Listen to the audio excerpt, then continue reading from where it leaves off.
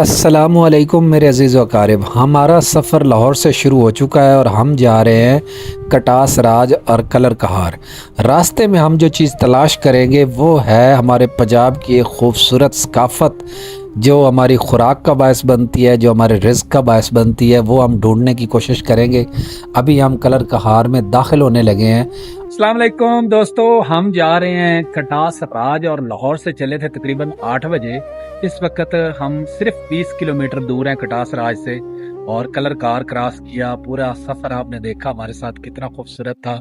आप देखे पहाड़ों की एक लहर हमारे चारों चफेर मौजूद है और सबसे बड़ा अजदहा हमारे साथ मौजूद है। नबील भाई, अली भाई रेस्ट कर रहे हैं और खूब मज़े कर रहे हैं गाड़ी में मुर्शिद के साथ। सफ़र हमेशा ही मज़ेदार होता है, लेकिन आज तो मज़ा दुबाला ही हो गया।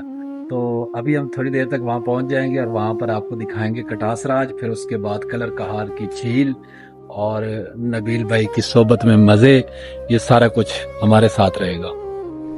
आखिरकार हमारी वो चीज़ हमें मिल गई जिसको हम पूरे रास्ते में ढूंढते आए, और एक जगह पर ये मशीन लगी हुई थी जिसको थ्रेशर बोलते हैं और वहाँ पे मज़दूर काम कर रहे थे। तो हमने उनके साथ जाकर अपना व्लॉग भी शूट किया और उनकी हेल्प भी करवाई, उनको अप्रिशिएट भी किया, उनको शाबाशी दी, उनका सबसे बढ़ के शुक्रिया अदा किया कि आप लोगों की वजह से हमारे तक ये रिज़्क़ पहुंचता है। नबील भाई ने अपने कंधे पे उठाकर उनके साथ इजहार यकजहती किया। इसके बाद मैंने भी इसी तरीके से उनका शुक्रिया अदा किया, जिससे वो लोग भी हमारे से बहुत खुश हुए और हमारी पर्सनल तो खुशी की इंतहा नहीं रही।